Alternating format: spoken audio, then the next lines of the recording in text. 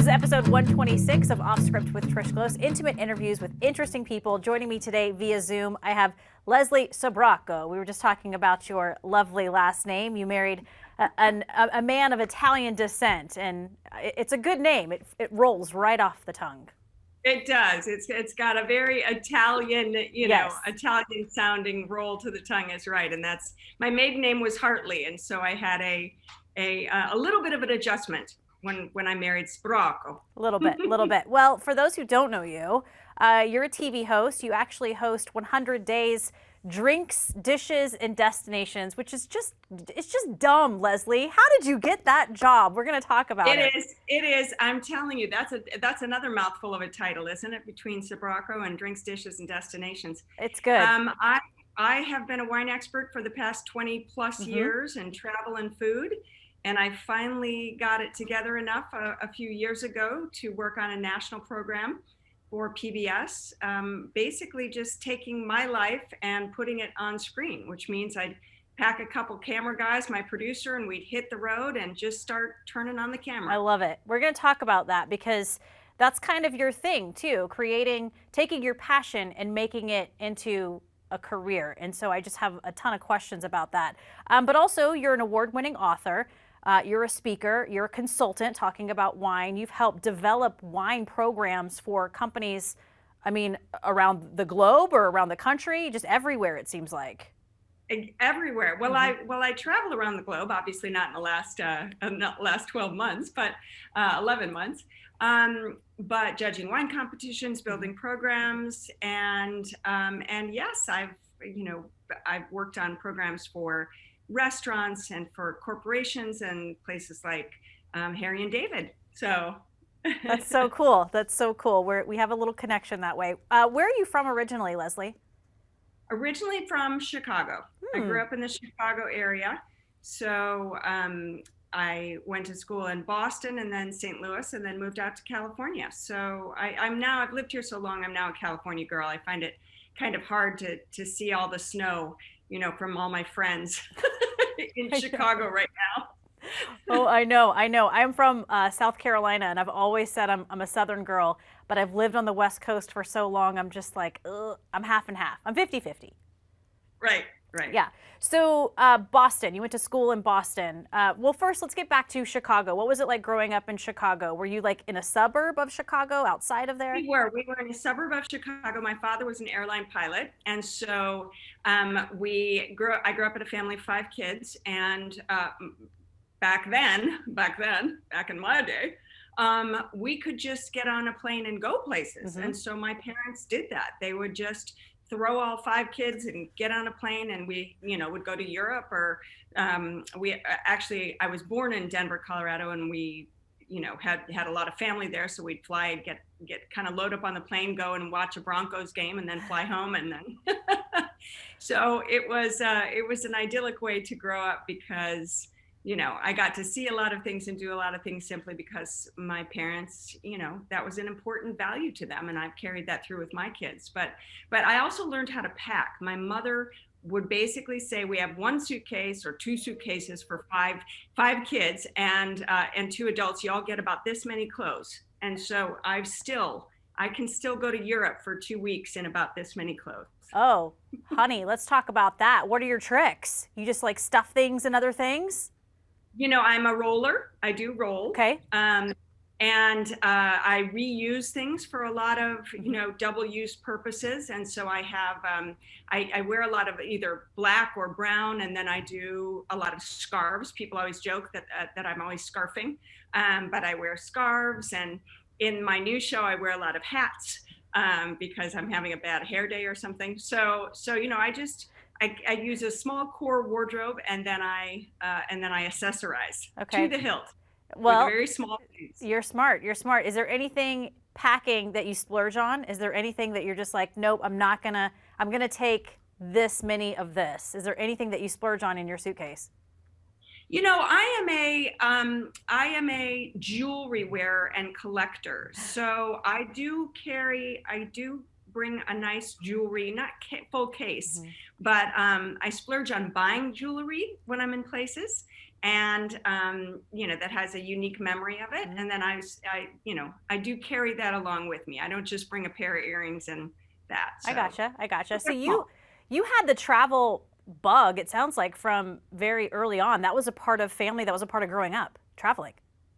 Absolutely. I mean, we didn't know anything different. We just grew up and took a plane somewhere. And so I always just was of the ilk, of getting on a plane. Why don't you just Right. get on a plane? What's such a big deal? You just get on a plane. Have you been going crazy lately? It has been something, let me tell you, from somebody who traveled, for Yeah. many, many, many years, about 100 to 150,000 miles a year. It's been a shocking year and surprisingly nice, actually. I'm going to find it hard to get back in this summer/fall. I think it'll be a shock Yeah. to get back into traveling. It's kind of nice not to have to worry about getting on a plane and catching those 7 a.m. flights. I bet. Or Especially red eyes. Yeah, especially Red I've flown in and out of San Francisco, and I know you're sort of near that area. That's not fun. San Francisco airport. No, and you know what? I live up in wine country in Sonoma, and so it's an hour to the airport. I try to time it so that I don't hit traffic. But to get to the East Coast to do the Today Show, when I would regularly, be live on the Today Show, I would do a lot of overnight flights, a lot of red eyes. Right. So you'd get on at 12:30 in San Francisco and land in New York at 6:30 and be in the studio for a show at 7:30 or 8. Yeah, I mean. Oh man. Ridiculous. Oh man. Where are you in the lineup of your siblings? I'm second youngest. So my oldest sister lives in France, and actually I shot she's lived in France for many, many years. And I shot one of my 100 Days episodes at her house in Normandy, France. And so she has this big, beautiful old chateau that she and her French husband renovated and raised a bunch of kids in. And it's in the French countryside, very near where they make Calvados and all the apple trees and Camembert cheese and the city of Rouen, and just this wonderful, truly the French countryside. And so I brought that one to life by shooting an episode of the show there. And then brother and then another sister, then me, then a sister in San Francisco. So Okay. 5 of us. Okay, so you're like on the baby scale of the family, on the baby side. Yeah, well, we're all old now, but yeah. Fantastic. So was wine and food important growing up in your family?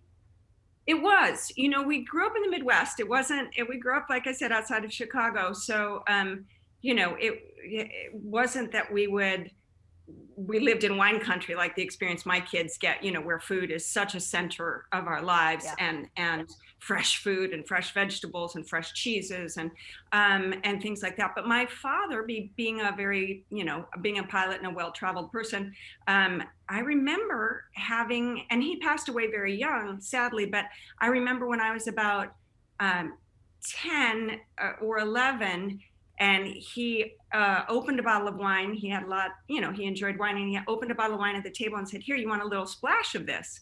And I can still see the bottle. It was a bottle of Sterling, which is over in Napa Valley. And I remember tasting it and thinking, yuck, right, at that age. But like in Europe, you get a little watered down sip, when you're a kid. But yes, it was around the house, and certainly we ate together, and my mom was a cook, so it was central to growing up. And I find too, when that's because when you get to experience something like that, like Dad says, "Hey, have a little taste of this wine," it's it's off limits to you as a youngster, and the fact that you're getting to taste that makes it so special, and I think that does stick with you.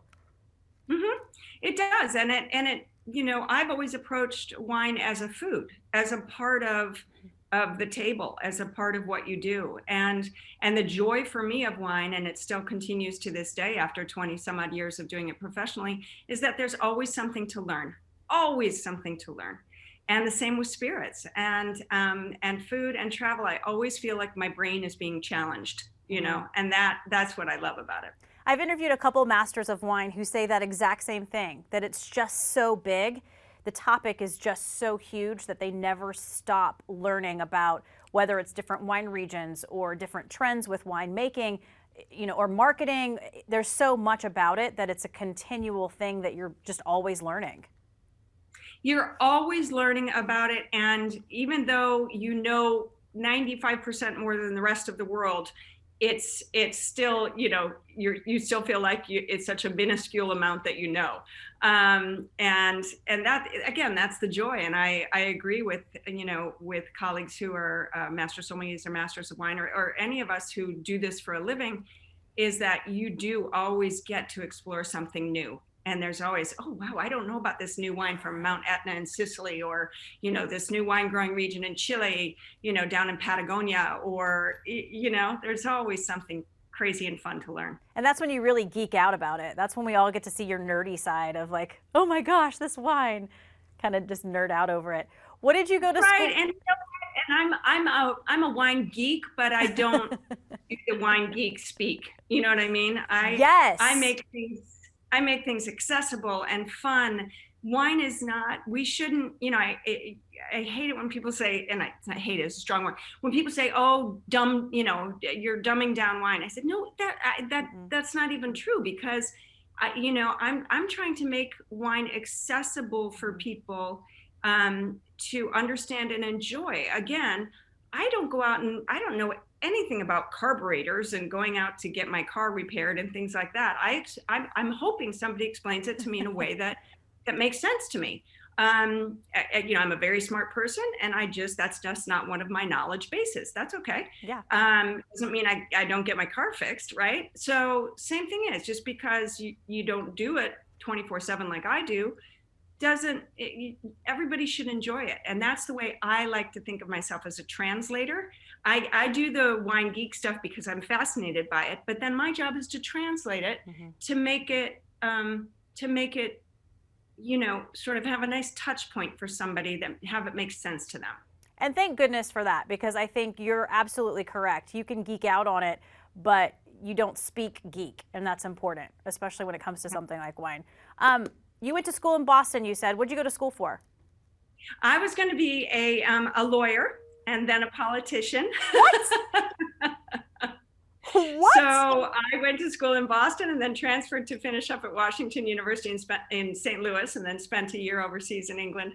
And I really did think I moved out to California after college, and I thought, I'm going to go to law school and I'm going to then get into politics. And let me just say, my career path turned out to be a much better option, in my opinion.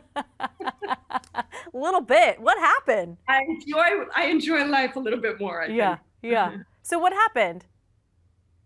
I realized I didn't, when I moved out after college, first of all, I just said I need a break after college. I didn't really want to go back into studying right away.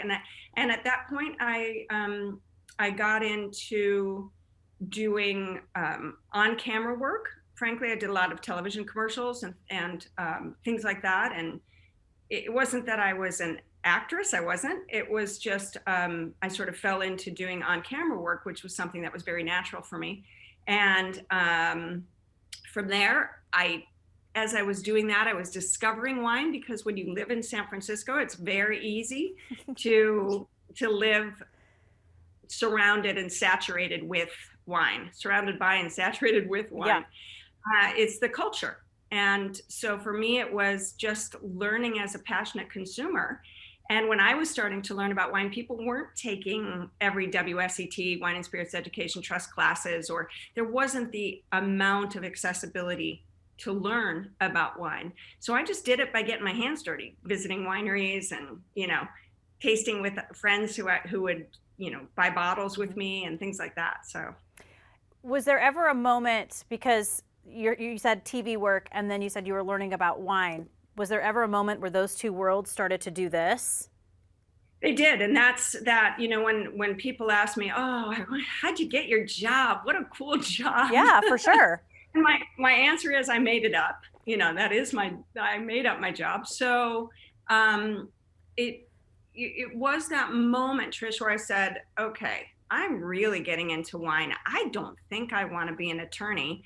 I'm making money doing some television commercials and things like that. And I was actually many years ago a hand model. Wouldn't know it now, but poked the Pillsbury Doughboy and all sorts of funny things like that. Stop. Really? A little known trait, yes. Oh yeah, I can still do the Doughboy poke right there. That's going to go in the title. Poked the Woo. Pillsbury Doughboy. That's right. I did the salad shooter and the tater twister and the presto. All Look those at things. you. Who knew? Hilarious. A very crazy career path. I just remember saying, I remember, I was never a model or anything, but they said, you have beautiful hands. Have you ever thought about being a hand model? And I was on a commercial audition and I said, no. But I'll do it. And I said, in my early 20s, I went, but will you pay me? You're going to pay the whole person, right? So for many years I did. I knew the Doughboy very, very well. Let's just say. So, yes. So it was a little, a little strange little detour in my career. And, but so I basically knew at some point that, okay, my experience was on camera, communicating, writing. I eventually started producing some things for myself. But this passion for wine was growing and growing. And I thought, what can I do where I take advantage of what I know how to do and what I love doing? Where are those crossover points? And that's what I did. And I started just producing little, training videos for wine companies and doing a local little PBS station, working harvest, sort of, little documentary. And that's how was my foray into it. I just said, here's what I want to do. Here's what I know how to do. Let's figure out a way to do those together. Fascinating. And you, at this point, were you just sort of looking at the lawyer side of things was getting further and further away, and these things that you were really loving were actually coming more clear, more in focus? More in focus. And when you get your first paycheck writing an article about wine, then you're hooked. Then it was, wow, $50. Oh, wow, this is amazing. But it started me down that path of saying, I can do this. And that is when I speak to groups about how to turn your passion into your career, I always started off by saying, I drink for a living. You can do anything you want. People pay me to drink and talk about it. So you want to be a jewelry maker or an artist or whatever you want to be, you can do that. And there are ways, especially now, to generate income and figure out a creative path to doing it. Did you ever have to have this sort of assessment with yourself, like, what are my talents, and kind of listing those out? Here are my strong points. Here's what I'm really good at, and here's what I love. How do I combine those, right? Very much. I'm a list maker, and those were my lists. What I'm good at, and after having, I worked harvest just for experience and just because I loved wine and I wanted to learn about it. I took, winemaking courses at UC Davis, and I realized that the production side, pretty early on, I realized the production side of making wine was not my strength. I know how to do it. My husband and I have done it in the garage, a number of times, a number of vintages, decent stuff, not bad. Fantastic.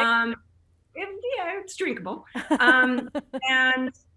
But that was not really what I wanted to do. So I would say to people, you do have to experience some things. You do have to try and say, okay, production side is not, it's not what I'm the best at. Maybe I'm the best at communicating, talking about things, doing what I said earlier, translating, what do I know and how do I make that resonate with people? So those were my lists, saying, I can talk, I can engage people, and I can write. And, certainly that's what I learned in college. I take away from my liberal arts, political science education, was that I learned how to write. And that skill comes in handy in so many ways. I find sometimes it's difficult for me sometimes, and I don't have low self-esteem whatsoever, but it is difficult to say, this is what I'm good at with gusto. Because I feel like at some point I'm kind of bragging about it a little bit, but you have to do that, right? You have to really be honest with yourself. You have to, and you say, what am I not good at? Yes. What am I most comfortable with, and what am I happiest doing? So, if you get up and you know that you have to, you know, I get up and I know I get to talk about wine, taste wine, judge wine, write about it, try to think of something creative to talk about, whether it's on camera or in print. But if I had to get up every morning and do the chemical analysis of wine, that's not me. I would not be happy, and it would not be me. But for some people, that's their joy. So you have to, you do have to find your joy, and you have to really be honest with yourself to say, what am I good at? And is that what I want to do? Right. Exactly. Nailed it. I have a friend here who is a winemaker, owns a winery, and I told him on my bucket list, I've always wanted to work a harvest, like get in deep and work a harvest. And he said, yeah, we can make that happen.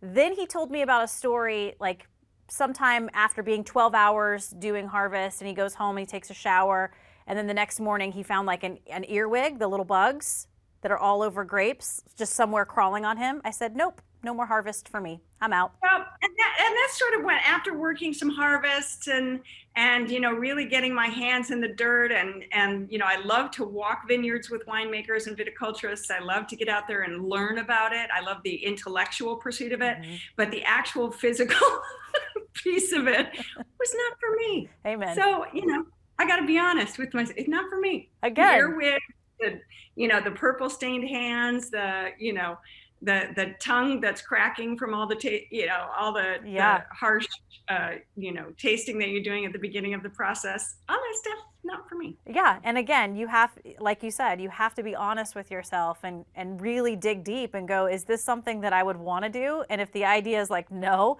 then you got to move on from that.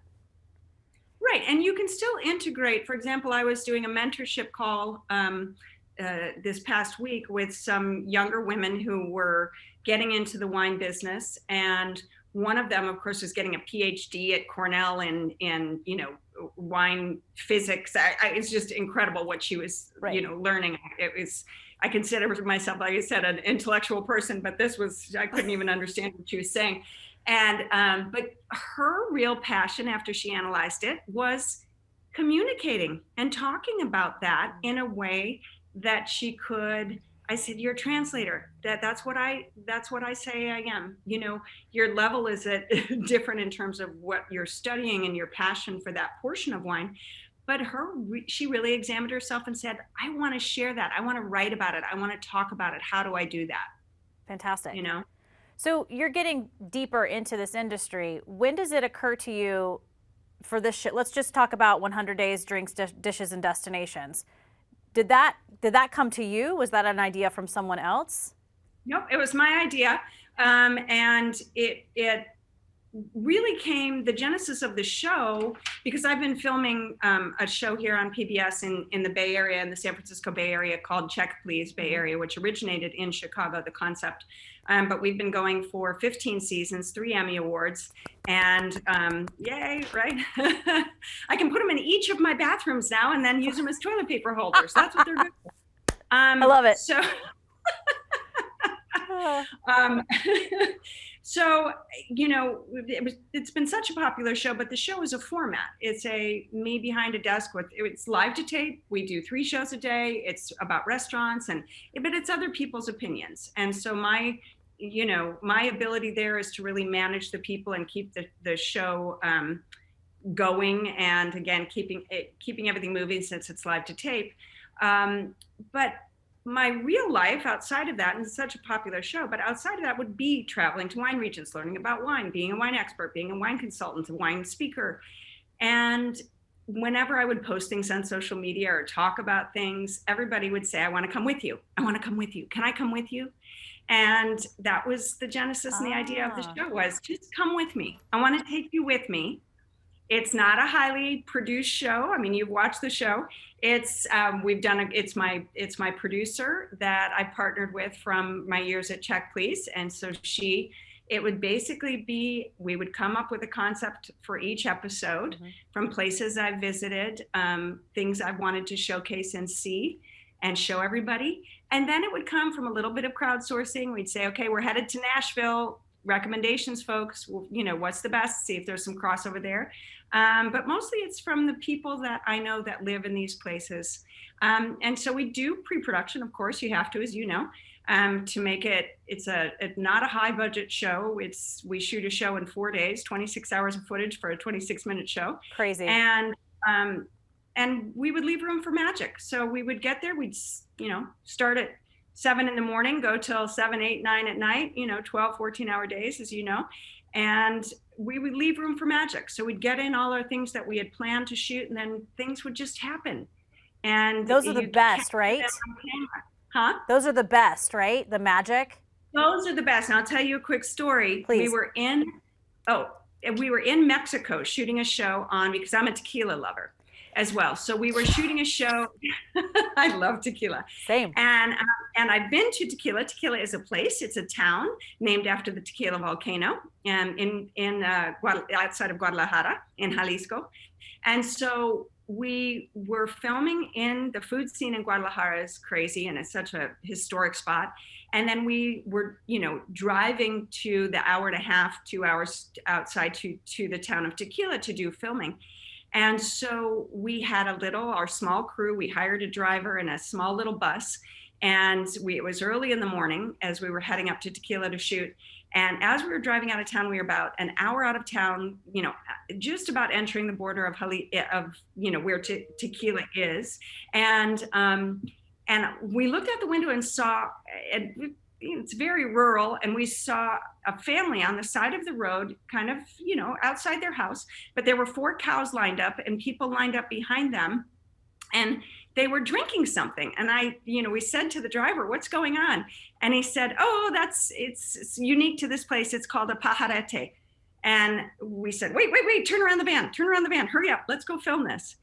And basically what happens is all the workers, before they go out into the agave fields, would go to these little pajarete stands, and in an earthen mug, they would pour coffee grounds, maybe a little hot chocolate, dried hot chocolate, add a humongous shot of tequila, light it on fire in this earthen mug, then walk over to the cows and freshly milk the cow into the mug. What? And so it was like the best latte you've ever had in your life, with a little tequila and the freshest milk. And we said, let's do this. And we just jumped in line. We asked them if we could film it, and we filmed it. We would never have planned that. And it was one of the best moments of the show, For sure. I call those non-events, like when you go on vacation and you're just sort of wandering and you go into a cafe or a restaurant and it turns into this, what was going to be a 2-hour thing now is a 4-hour thing because you're talking with people. They're non-events, but those are like the best parts about life and travel and all of that. That's the best part of it. And I call them the magic moments. And that's what we try to capture on camera is, doing enough pre-production and planning, 75% of it to allow us to have the time for magic moments, because that's what really is compelling on camera and on the show. Fantastic, for sure. 26 hours into 26 minutes. Your poor editor. Oh, my editor is great. Yeah, he or she is fantastic. I have 2 editors, but we use some of that footage in compilation shows and things like that. Sure. But yeah, it's a lot. It's a lot because it's not a linear show. We don't just say it's how all the puzzle pieces fit together in the end. So it's something to film a travel show. There is no glamour. So. Noted. And you will notice that in my 100 days, I wear a lot of hats, as I mentioned before, because when you are on the road for 4 days and you are not redoing your hair and you've been filming for 12 hours, guess what you wear on day 3 and 4? Hat. Okay, I'm taking notes. That's a good call. Have there been any other situations in your travels where it was just a shoot gone wrong, or something that just, maybe something wonderful happened, like the incident in Mexico? Like, I'm just curious, anything that really sticks out to you? Oh yeah, no, we've had plenty of shoots gone wrong, and one of them was we were filming at the amazing Biltmore Estate in North Carolina, yes. Asheville, North Carolina, right? And so we had filmed all this beautiful footage. We had drone footage. We had just this gorgeous, you know, pieces of the show from the Biltmore. But then we wanted to film the rest of Asheville and what else was to do in Asheville. And so we were doing the beer, you know, the beer wagons where you pedal around, or the beer bikes, you know, and you pedal around, and we were going to grab some great footage of me hiking at Chimney Rock Park. So very famous Chimney Rock, gorgeous in the, you know, in the Blue Ridge Mountains. And so we had set up to have a guide meet us there, and we were going to do hiking. And of course, as we're driving and leaving a restaurant in the morning, filming with the chef, our van blows out, the tire blows out. Oh no. We're trying to scramble. We're trying to anyway, long and short of it is we miss the guide. We miss filming our little window of time to film it.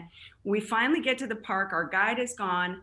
Essentially, you see me kind of pretending to huff and puff all these stairs when in actuality, I took the elevator, you know, and because we didn't have time to do all this.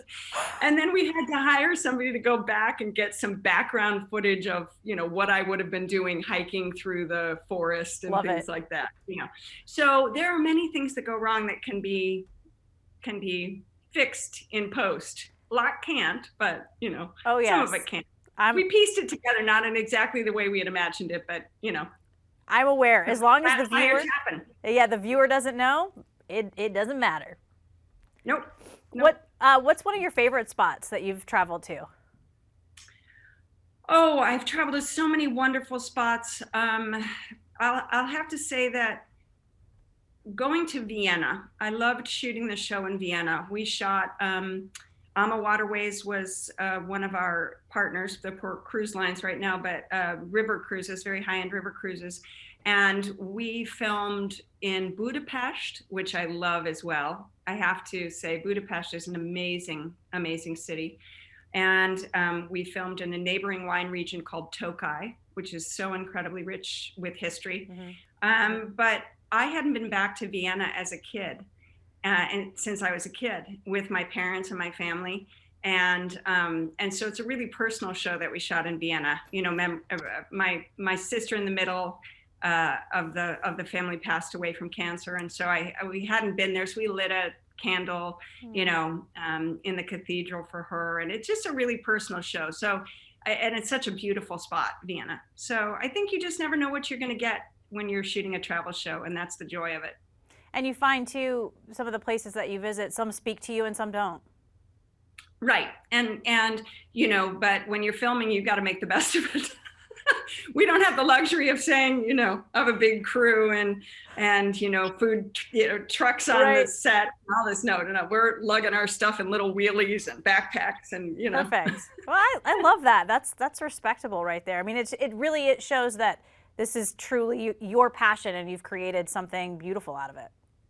Well, and it's real. I mean, it's very, very real. When I said the beginning and the idea of the show was people saying, I want to come along with you, they truly are, because they're seeing just about everything we're seeing. You know? Fantastic. I am curious, are you still filming? Well, once you're able to travel, is that going to pick back up?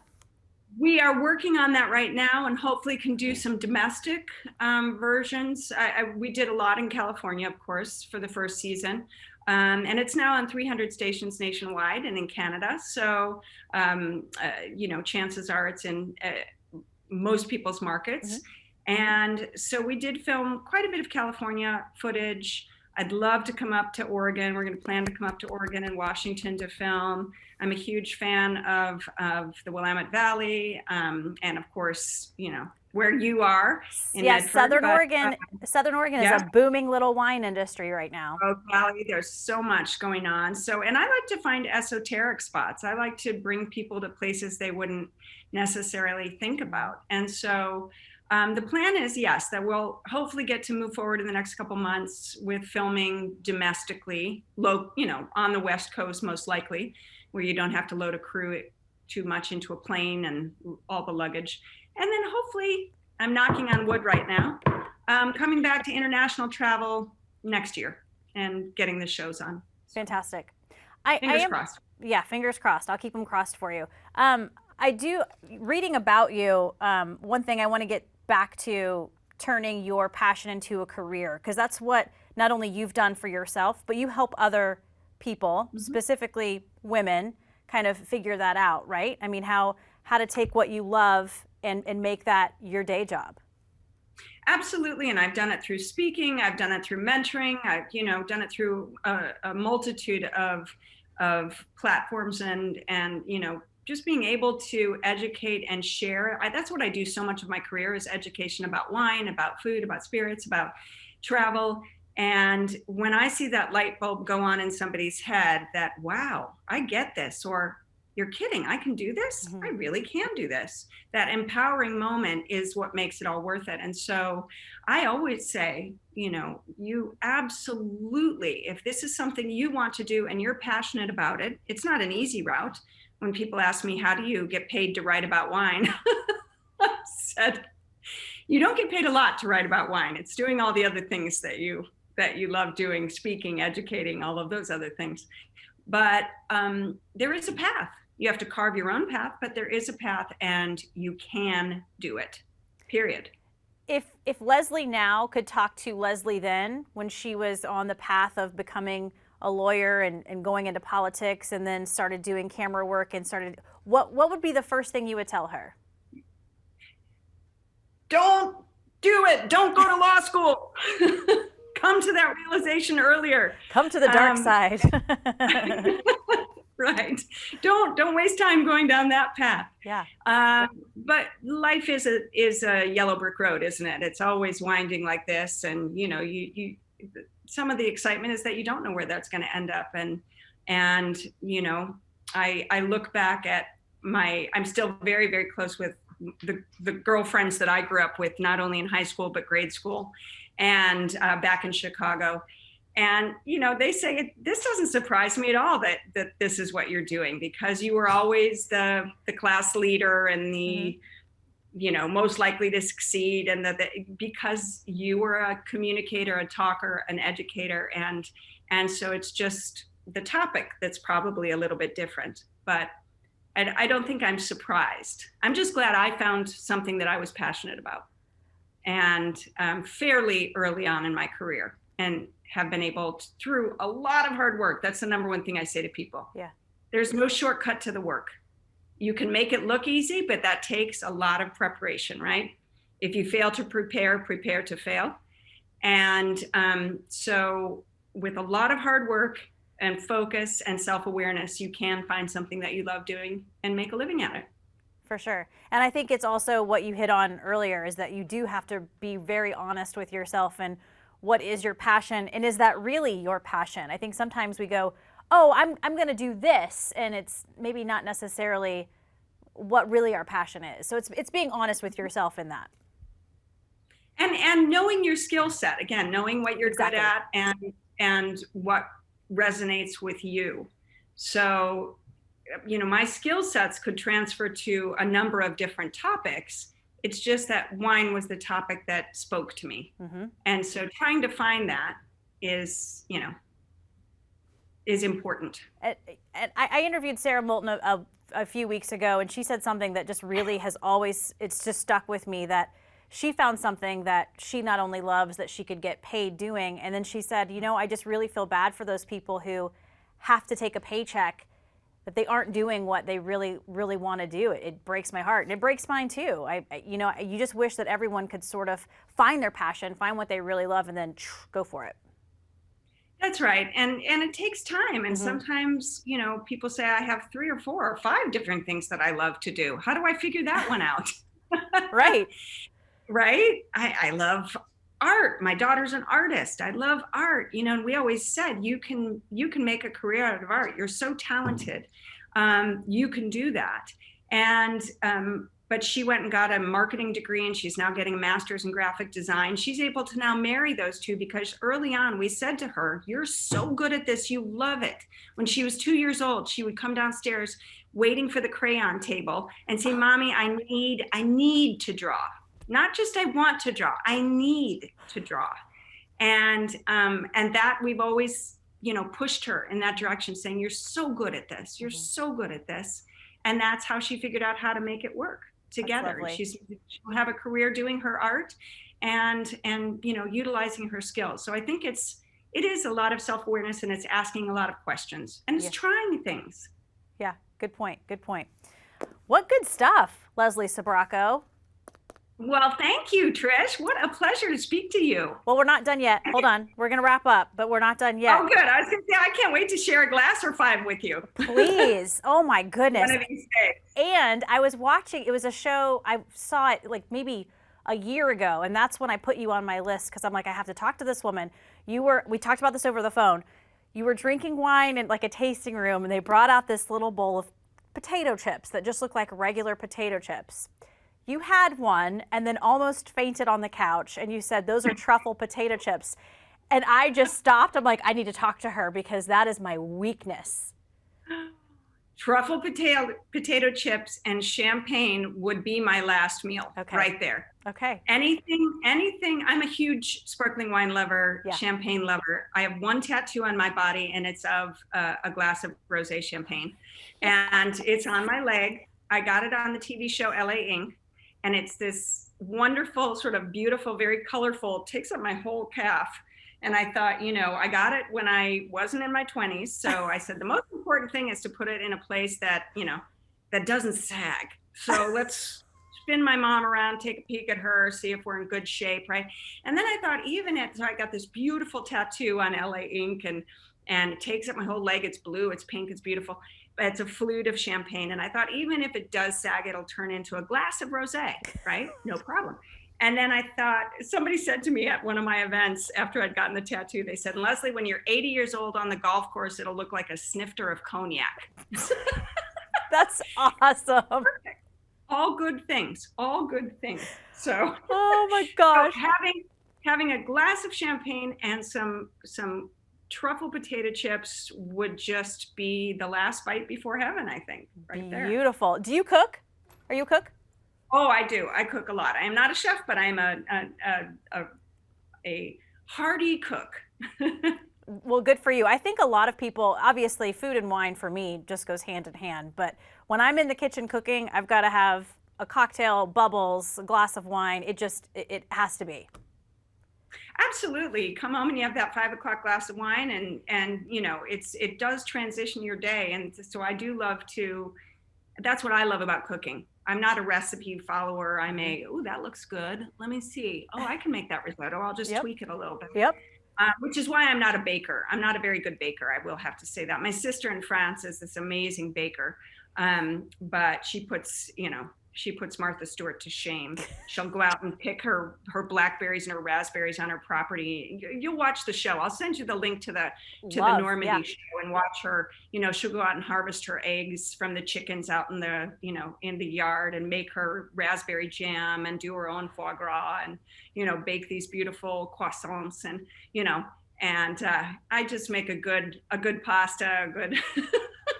I'm with you. I'm a good whip it together cook. Yeah, I'm not a baker. I'm definitely a cook. I don't like to follow recipes. I look at it, then I'm like, psh, I got it.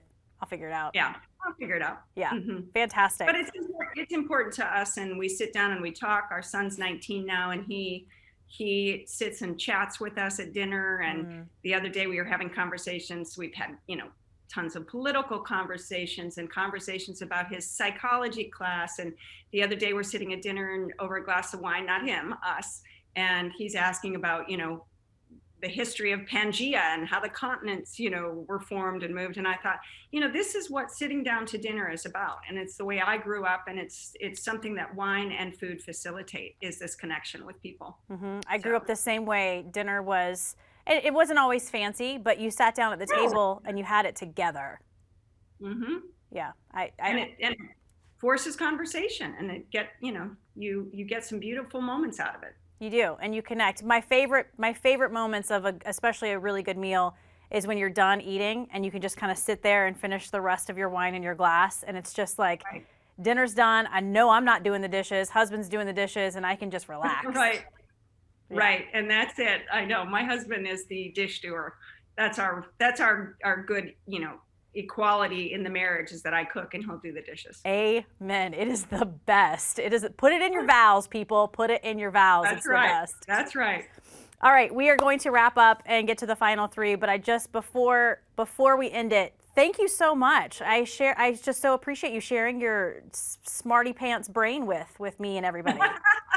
Well, I don't know about that, but thank you. I do love to share my passion, and I love to share it with smart, amazing women like you. So. Oh, thank you. Well, thank you for sharing with us. Okay, final three. Best advice you have ever been given. I have so much.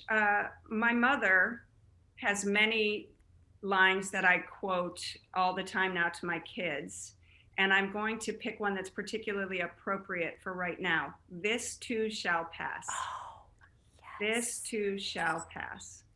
So, it could be a terrible day. It could be a terrible time, but look forward because this too shall pass.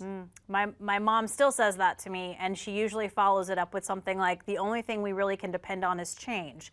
Things will, the good will change, the bad will change. So yeah, this too shall pass. I've heard that quite a bit in my life. But can I share one more that I tell people all the time? Share lots. There are no unrealistic goals, only unrealistic deadlines. So you can accomplish anything you want. Sometimes it won't happen in a year or 6 months. It might take 2 years, 3 years, 5 years, but there are no unrealistic goals. Fantastic. That's good stuff. And you share that with people that you talk to? That's right. Good. Happy place. What's your happy place? Oh, I think you just described it there, sitting on a couch eating truffle chips with a glass of champagne. Other than that, it's the bathtub. I love taking baths. Nice. I'm a bath person. Nice. Okay, and I think we already know this answer, but your final meal? Going back to the bubbles and truffle potato chips. Truffle chips. Although I will say, I will end it as a true Midwesterner from Chicago. I will say that a simple grilled filet mignon with a gorgeous glass of Cabernet Sauvignon is just about the best thing as well. Yes. You don't need much meat. You just need the best and a quick grill, a quick sear on it, and a gorgeous glass of red wine, and pretty perfect. Our final meals are right next to each other. I'm sorry for all the vegans in there, but hey, you can't help but what you love, for sure. Leslie, thank you so much. If you are listening to this podcast, you can do so pretty much wherever you like to listen to podcasts. Subscribe, rate, and review. It helps other people find us, but you can also watch it at ktvl.com and on YouTube. Just search Off Script with Trish Close. One more time, Leslie Sbrocco. Thank you so much. Thank you, my dear. Mille grazie.